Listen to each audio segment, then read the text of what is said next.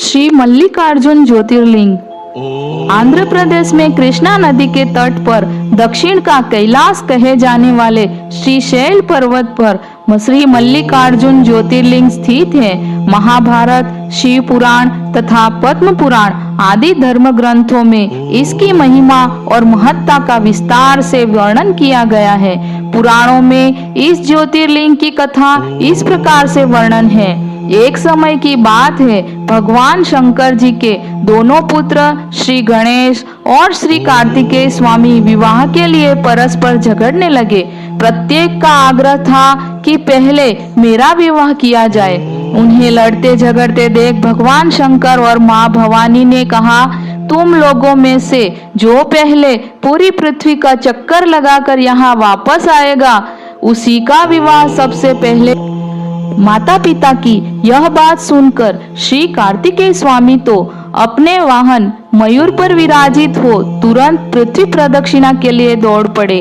लेकिन गणेश जी के लिए तो यह कार्य बड़ा ही कठिन था।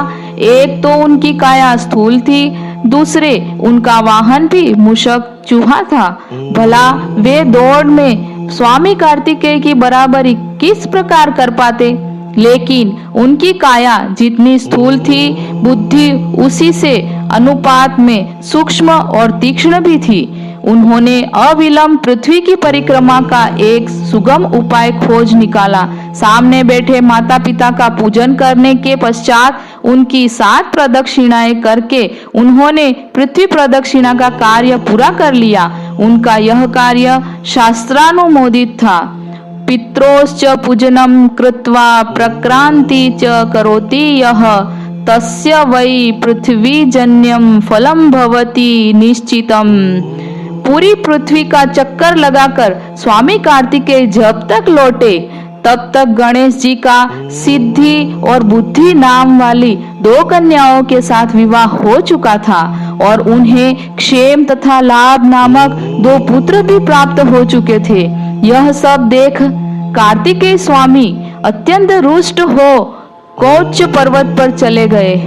माता पार्वती वहां उन्हें मनाने पहुंची।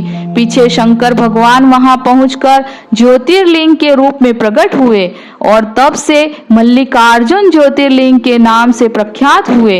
इनकी अर्चना सर्वप्रथम मल्लिका पुष्पों से की गई थी। मल्लिकार्जुन नाम पड़ने का यही कारण है। एक दूसरी कथा यह भी कही जाती है, इस शैल पर्वत के निकट किसी समय राजा चंद्रगुप्त की राजधानी थी। किसी विपत्ति विशेष के निवारणार्थ उनकी एक कन्या महल से निकलकर इस पर्वतराज के आश्रम में आकर यहाँ के गोपों के साथ रहने लगी। उस कन्या के पास एक बड़ी ही शुभ लक्षणा सुंदर श्यामा गौ थी। उस गौ का दूध रात में कोई चोरी से दूह ले जाता था।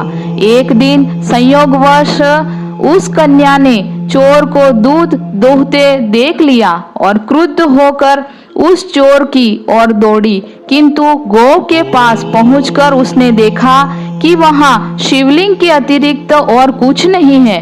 राजकुमारी ने कुछ समय पश्चात उस शिवलिंग पर एक विशाल मंदिर का निर्माण कराया।